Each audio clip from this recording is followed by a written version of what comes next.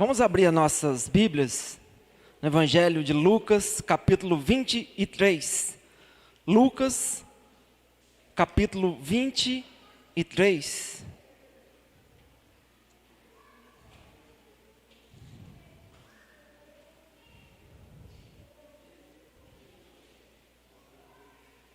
A partir do verso 33.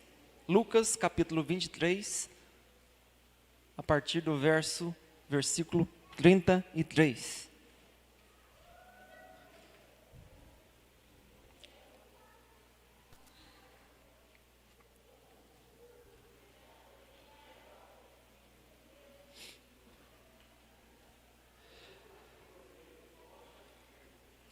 Quando chegaram ao lugar chamado Calvário, ali o crucificaram, bem como aos malfeitores, um à direita, outro à esquerda. Contudo, Jesus dizia: Pai, perdoa-lhes, porque não sabem o que fazem. Então, repartindo as vestes dele, lançaram sortes. O povo estava ali e a tudo observava. Também as autoridades zombavam e diziam: salvou os outros, a si mesmo se salve, se é de fato o Cristo de Deus, o escolhido. Igualmente, os soldados os escarneciam e, aproximando-se, trouxeram-lhe vinagre, dizendo: se tu és o rei dos judeus, salva-te a ti mesmo. Também sobre ele estava esta epígrafe, em letras gregas, romanas e hebraica: este é o rei dos judeus. Um dos malfeitores crucificados blasfemava contra ele, dizendo: não és tu Cristo? Salva-te a ti mesmo e a nós também. Respondendo-lhe, porém, o outro repreendeu-o, dizendo: nem ao menos temes a Deus, estando sob igual sentença? Nós, na verdade, com justiça, porque recebemos o castigo que os nossos atos merecem, mas este nenhum mal fez. E acrescentou: Jesus, lembra-te de mim quando vieres no teu reino. Jesus lhe respondeu: em verdade te digo que hoje estarás comigo no paraíso. Feche seus olhos, irmãos. Pai querido, nós te louvamos pela tua palavra, que é viva e eficaz. Nosso desejo nesta noite, a nossa oração nesta noite, é para que o Senhor perdoe os nossos pecados, que o Senhor nos esconda atrás da tua cruz, e que a tua palavra possa germinar e gerar vida para a glória e louvor tão somente do teu exaltado nome. Muito obrigado. Nós oramos em nome de Jesus. Amém. Há alguns anos atrás, eu tive o privilégio de participar de uma palestra, e um defensor público, ele disse a seguinte expressão: é muito difícil nós pensarmos por conceito. É muito difícil nós explicarmos um fato por conceito. Nós até sabemos o que é, mas quando perguntam para nós, explique o que é algo, nós não sabemos. Um exemplo: a cruz de Cristo. Qual é o significado que ela traz para nós cristãos? Nós sabemos muito bem e ouvimos muito do Evangelho, mas qual é o real significado da cruz? A cruz é madeira, ela é um objeto de crucificação. A cruz por si só, ela é somente uma cruz, mas ela traz uma mensagem, e isso que é o importante. Qual é a mensagem que eu e você tem dessa cruz? O Evangelho, a palavra de Deus, o apóstolo Paulo, o que ele mais falou foi sobre a cruz e de Cristo crucificado. E eu te pergunto, meu irmão, qual é o significado da cruz para você? Qual é a mensagem que ela é transmitida até você? O que você entende por esta mensagem?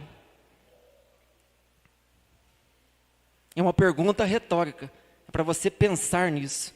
E é sobre isso que nós queremos conversar um pouco esta noite. Qual é a mensagem que a cruz passa para nós cristãos? Ela é ou se não, o maior símbolo do cristianismo. A cruz, vazia. O texto que nós lemos trata-se da crucificação. Crucificação de Cristo. Fala de 3 cruzes. De 3 pessoas que ali se encontravam. Jesus estava no meio, um criminoso à direita, outro criminoso à sua esquerda. E que eu acho muito interessante é que esse texto, esse fato da cruz, essa mensagem da cruz, Paulo diz em 1 Coríntios que a palavra da cruz é loucura para aqueles que se perdem. Loucura, ou seja, seguir a Cristo, seguir a palavra dele é loucura para aqueles que se perdem. E ali haviam 3 cruzes, supostamente 3 criminosos. Este fato da cruz, há 700 anos antes desse acontecimento, já havia uma profecia sobre isso. O profeta Isaías, no capítulo 53, Isaías, no seu capítulo 53, dos versículos de 1 a 12, ele já falava disso. Isaías já profetizava a respeito do Messias. Em Atos, no capítulo 8, Filipe também fala desse fato, quando o eunuco está na carruagem, passando, andando dentro da carruagem, falando em voz alta. É uma outra remissão que nós fazemos a um fato que ele está falando da cruz. E o mais interessante desses contextos está em Apocalipse, capítulo 13, versículo 8. Apocalipse, capítulo 13, versículo 8. Vamos lê-lo? Apocalipse 13, 8. Na segunda parte dele, diz que ele é o cordeiro que foi morto desde a fundação do mundo. Meus irmãos, por isso que a palavra da cruz é loucura para os que se perdem. E para nós entendermos qual é a mensagem da cruz, nós precisamos que o Espírito Santo nos ilumine para que nós entendamos a palavra dele. Como que nós vamos explicar que o cordeiro foi morto antes da fundação do mundo? A nossa mente é muito limitada e não consegue interpretar isso.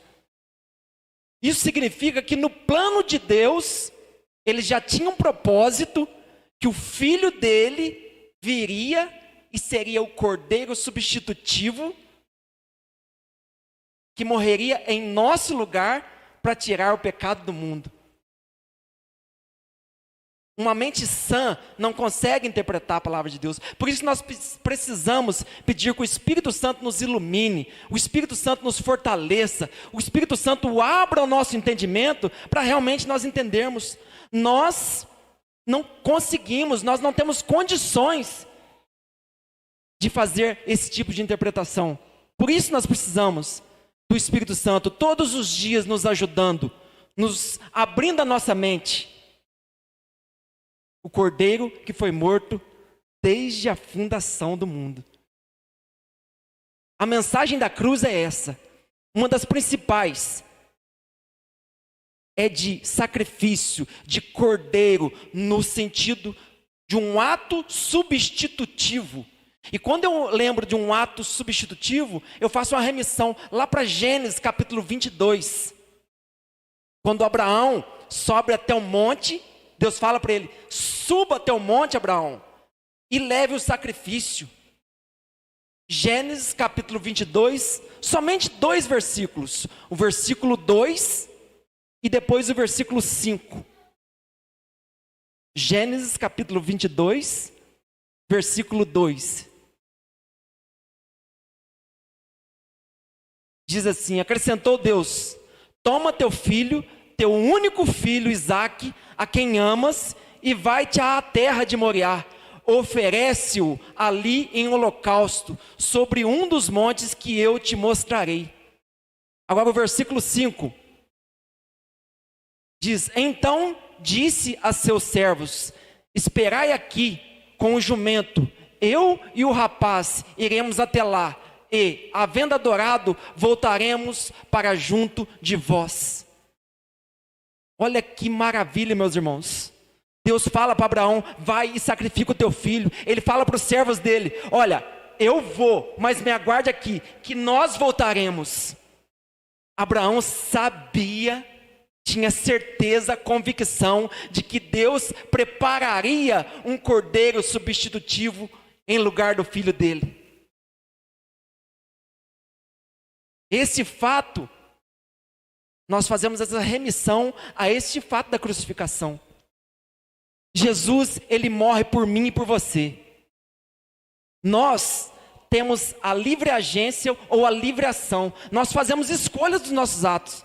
Quem escolheu vir à casa do Senhor esta noite? Foi você. Quem escolheu a roupa a colocar? Foi você. Quem escolheu o sapato a colocar? Foi você. Quem escolheu? Isso significa livre agência, livre ação. Nós fazemos escolhas a todos os momentos, mas em um sentido de livre-arbítrio, em um sentido de salvação, nós precisamos entender que a nossa natureza, ela é caída. A nossa natureza, ela tende ao pecado todos os dias.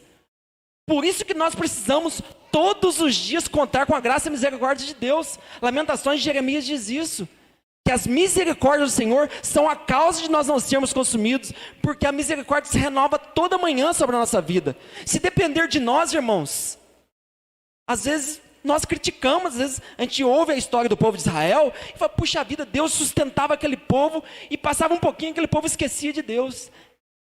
Isso acontece conosco, irmãos. Deus faz maravilhas no nosso meio, todos os dias da nossa vida, e passa um pouquinho, a gente esquece dos feitos do Senhor na nossa vida. E é nesse sentido que eu estou falando que nós precisamos e dependemos de Deus todos os minutos das nossas vidas. E voltando para o texto, nós estamos falando aqui sobre 3 cruzes, sobre 3 homens. Jesus estava no centro dela. Um à sua direita, um à sua esquerda. Criminoso.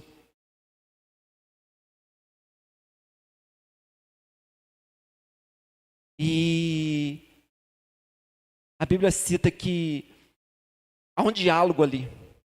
A primeira palavra de Jesus, ele fala: Pai, perdoa-lhes, porque eles não sabem o que fazem. E o povo zombava de Jesus, o povo debochava de Jesus. E a segunda palavra que Jesus fala é em resposta ao que um dos criminosos fala com ele nesse diálogo. Quando eles estão na cruz, no capítulo 23, versículo 39, fala: um dos malfeitores crucificados blasfemava contra ele, dizendo: não és tu Cristo? Salva-te a ti mesmo e a nós também. Respondendo-lhe, porém, o outro repreendeu, dizendo: nem ao menos teme a Deus, estando sob igual sentença? Nós, na verdade, com justiça, porque recebemos o castigo que os nossos atos merecem, mas este nenhum mal fez. E acrescentou Jesus: lembra-te de mim quando vieres no teu reino. Aí a segunda palavra de Jesus é esta: em verdade te digo que hoje estarás comigo no paraíso.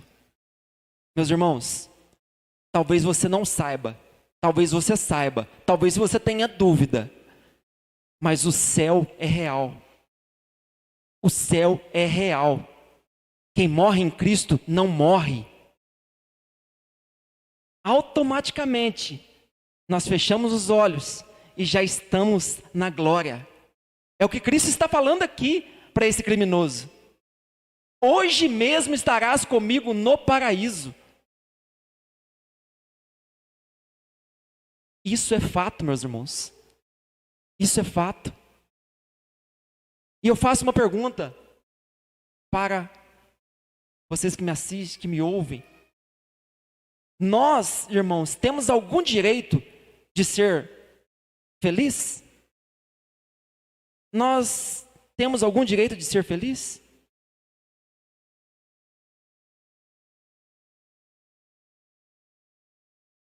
Na verdade, nós não temos direito de ser felizes, porque se nós não somos felizes, nós vamos processar alguém pela nossa infelicidade? Não. Mas nós temos direito à busca pela felicidade. Eu e você, nós temos direito à busca pela felicidade. E eu confronto você nesta noite, meu irmão, em lhe fazer outra pergunta. Como anda a tua vida? Você realmente está feliz? Você está vivendo um momento feliz? Você é feliz?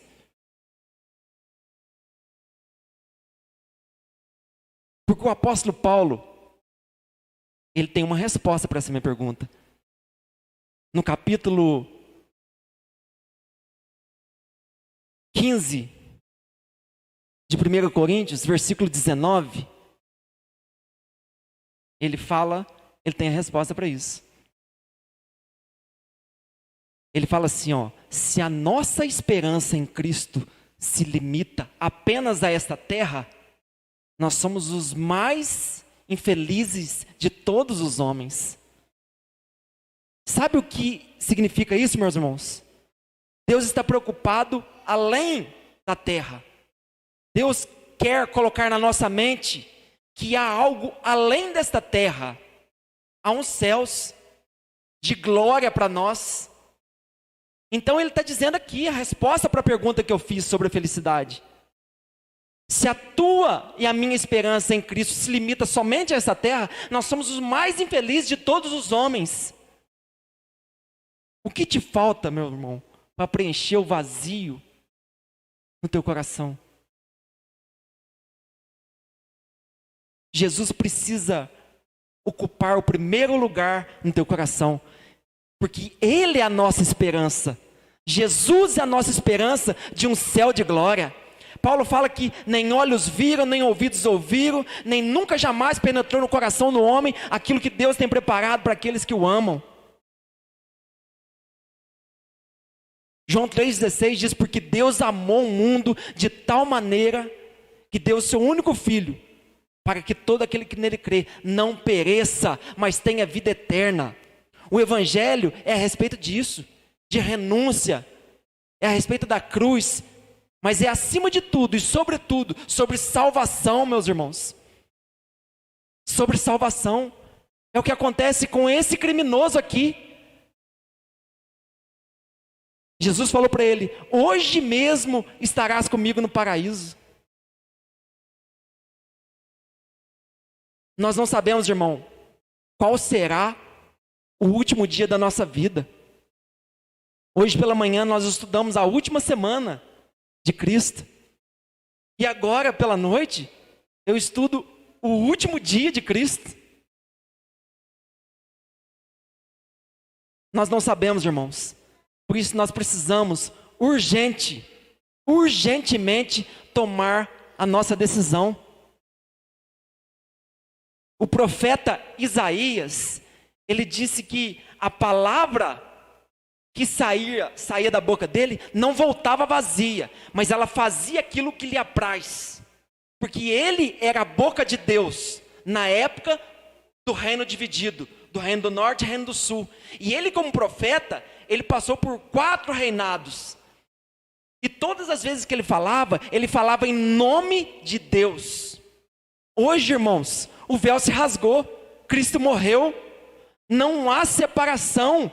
Nós não precisamos de profeta, nós precisamos alimentar da palavra dele. A palavra dele é profecia para nós, a palavra dele é Deus falando conosco. Quando nós oramos, nós falamos com Deus. Quando nós lemos a palavra, é Deus falando conosco. Nós precisamos receber essa palavra como palavra de Deus para a nossa vida, meus irmãos. Não palavra do homem, mas palavra de Deus. palavra de vida, palavra de salvação, palavra de transformação. Foi na cruz, irmãos, que Ele morreu por nós, por mim e por você. Se nós fizermos um entendimento do nosso ordenamento jurídico brasileiro, há um princípio constitucional no artigo 5º, inciso 45, que é o princípio da intranscendência da pena. Ou seja, ninguém pode pagar a pena no lugar do outro. Se eu cometi o crime, eu tenho que pagar a pena. Isso é um princípio do nosso ordenamento jurídico brasileiro. E na própria palavra de Deus, existe uma correlação. O Salmo 49, Salmos de número 49, versículo 7 e versículo 8, ele diz isso também. Salmos de número 49, versículo 7 e 8. Ele fala assim, ao irmão, verdadeiramente, ninguém o pode remir, nem pagar por ele a Deus o seu resgate. Versículo 8. Pois a redenção da alma deles é caríssima, e cessará a tentativa para todo sempre. Irmãos, por mais que nós amemos o nosso irmão, os nossos pais, os nossos filhos, nós não podemos pagar a pena no lugar deles. É isso que o salmista está falando, é isso o que o sacrifício de Cristo fez. Ninguém pode pagar a pena no lugar do outro, e Jesus fez isso por nós, porque éramos para nós estarmos no lugar dele. Aquela cruz não era para ele, aquela cruz era maior do que ele.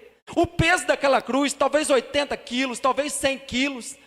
Aqueles pregos, talvez de uns 13 centímetros, entrando no corpo dele. Aquela coroa de espinho não era para ele, era para nós, irmãos. E Deus fez isso por amor. Ele nos amou primeiro. Foi Ele quem escolheu, nos escolheu. Não fomos nós que escolhemos a estarmos aqui, mas Ele nos escolheu. Não há nada de mais grande do que isso, irmãos. O sacrifício de Cristo na cruz por mim e por você, meus irmãos. Ele rasgou o escrito de dívida. Ele se humilhou. Em Filipenses cita que ele se esvaziou de si, assumindo a forma de servo. E sabe quando que Cristo se esvaziou, irmãos? Sabe quando que ele se humilhou? Não foi somente na cruz. Foi muito antes disso. Foi quando ele veio ao mundo. Ele se humilhou entrando num ventre humano. Ele se humilhou nascendo na pobreza. Ele se humilhou deitando numa manjedoura, onde era local de animal deitar. Ele se humilhou, irmãos, vindo como homem. Ele se humilhou, irmãos, morrendo, irmãos. Ele se esvaziou. Ele morreu em nosso lugar, irmãos. Mas ele fez isso, irmãos, porque ele tem um plano de salvação para nós. Ele tem um céu de glória para nós. E é necessário que nós vivamos uma vida de obediência na presença dele. Uma vida de santidade, no sentido de separarmos para ele. De conhecermos mais dele. Nós precisamos incutir a palavra dele na nossa mente, no nosso coração. E buscarmos realmente a vontade dele para nós, irmãos.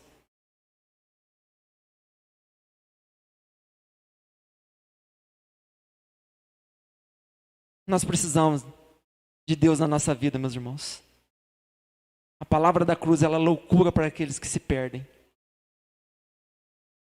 Eu compreendo, irmãos, que a cruz, ela nos remete e nos leva para essa ideia de salvação. E na cruz nós encontramos Jesus despido. Jesus sem roupa. Na sepultura, nós encontramos roupa, mas não encontramos Jesus. E na glória, nós encontramos No céu nós encontramos Jesus glorificado. E nesse processo, então, primeiro ele se despe na cruz. Na sepultura ele se veste. E no céu ele glorifica e se reveste. Esse é o Deus ressurreto. E quando ele morreu, ao terceiro dia ressuscitou, ele disse que enviaria o Espírito Santo como penhor da sua herança.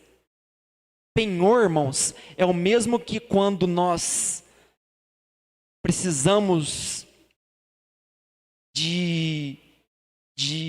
é aquela troca, né? Nós precisamos de dinheiro, nós vamos até o banco e penhoramos um bem, damos um bem como garantia. Enquanto nós não pagarmos o banco, fica penhorado aquele nosso bem.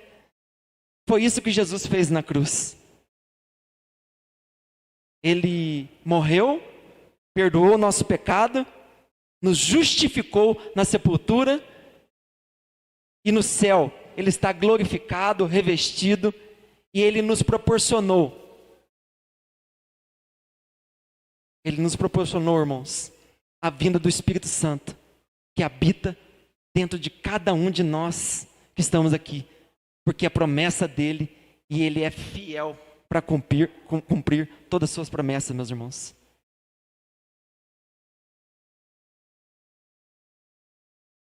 O que eu quis pensar com os irmãos esta noite é a respeito dessa palavra maravilhosa, essa palavra de salvação, essa palavra de transformação, essa palavra de cura, essa palavra que tem poder, irmãos.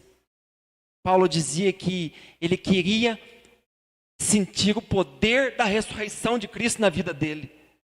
Paulo, ele fala que ele quer pregar só Cristo e Cristo crucificado, porque a mensagem da cruz é muito forte, irmãos.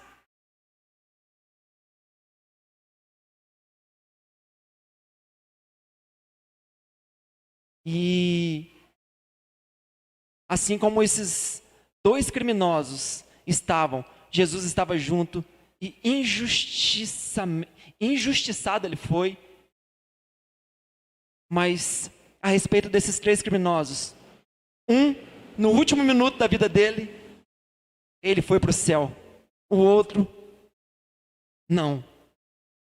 Qual é a decisão que nós vamos tomar, meus irmãos? Qual é a decisão? Eu quero concluir, meus irmãos, pensando que hoje estamos diante da cruz do centro. E essa cruz tem dois destinos, duas escolhas, duas eternidades.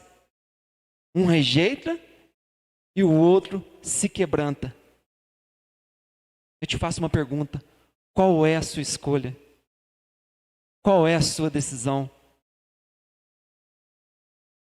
Se não decidirmos hoje por Jesus, tacitamente nós já decidimos.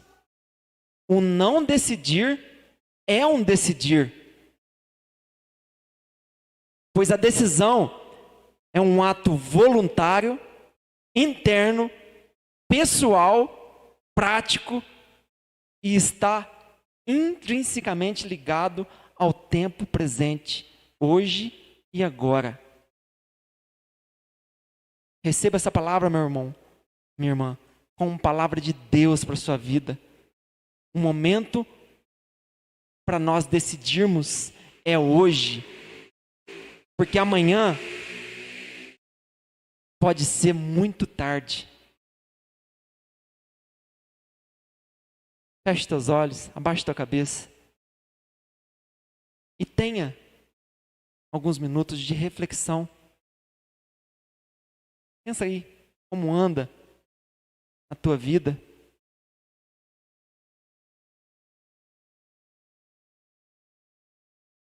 O que você tem feito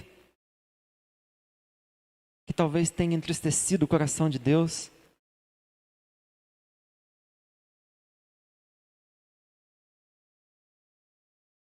Coloca a tua vida diante de Deus nessa hora. Agradeça a Ele. pelo ar que você está respirando. Agradeça a Deus pela sua família. Agradeça a Deus pela sua saúde. Tantos que nessa hora estão no leito de enfermidade, padecendo dores. Você está são, sem dor. E mesmo assim, você não reconhece os feitos do Senhor na sua vida. Clame a Deus nessa hora. Peça para que Deus abra o teu entendimento.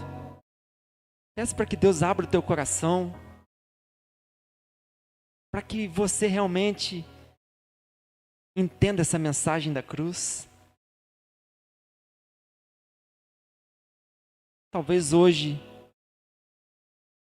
seja o seu último minuto. Qual é a decisão que você vai tomar por Cristo? Pense nisso, meu irmão. Deus quer nos dar uma vida plena na presença dEle. Deus quer nos dar uma vida de vitória na presença dEle. Deus conhece a intenção do nosso coração. Deus conhece a intenção do teu coração, meu irmão. Deus sabe o que você tem passado. Deus sabe das suas dificuldades. E Ele te diz nesta noite: deixa que eu resolva o teu problema. Deixa que eu curo a tua ferida. Deixa que eu te tomo nos meus braços e te pego no meu colo. Eu quero te dar salvação. Mas isso é um ato pessoal. É cada um de nós que precisa, irmãos, dar esse passo até Jesus. Ele não arromba o coração de ninguém, meu irmão. Tome essa decisão por Cristo esta noite. Aceite a Ele como seu único e suficiente Salvador. Se com a tua boca confessares Jesus como Senhor, e no teu coração creres que Deus ressuscitou dos mortos, serás salvo. Hoje mesmo estarás comigo no paraíso. Fale com Deus.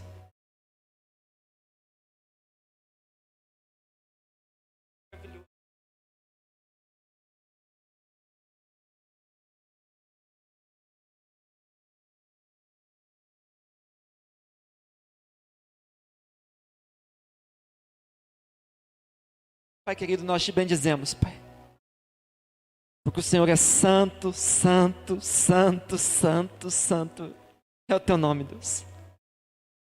Muito obrigado pela tua palavra, Deus. Muito obrigado por cada vida que aqui se encontra esta noite. Nós clamamos ao Senhor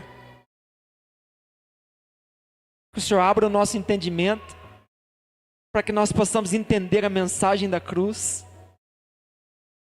O Cordeiro que foi morto desde a fundação do mundo, e deu a sua vida por nós, e hoje nós somos livres para te adorar. Oh Pai querido, restaura, Deus, a vida que precisa ser restaurada. Converta quem precisa ser convertido, Deus, pois só Tu podes, só Tu tens poder para isso, Deus. Nós clamamos ao Senhor nesta noite. Tenha misericórdia de nós, dos nossos erros, das nossas falhas, das nossas faltas. Tenha misericórdia, Pai. Tenha misericórdia. E nos ajude, Deus, a melhorar. Nos ajude a estar na Tua presença, Deus. Nos ajude a consagrar a nossa vida ao Senhor e abandonar a vida de pecado. Em nome de Jesus, Pai. Que a salvação do Senhor, Deus, alcance essa igreja. Que a salvação do Senhor alcance todos os nossos familiares. Que a salvação do Senhor alcance, Deus, os nossos pais, irmãos, filhos, esposas, maridos, para a glória do Teu nome, Deus. E nós tomamos posse da Tua palavra. E diz que nem olhos viram, nem ouvidos ouviram, nem jamais penetrou no coração do homem aquilo que o Senhor tem preparado para aqueles que o amam. Muito obrigado, Deus, pela Tua palavra. Em nome de Jesus é que nós oramos. Amém. Amém. Que Deus nos abençoe, irmãos. Que tenhamos uma semana guardada, uma semana abençoada.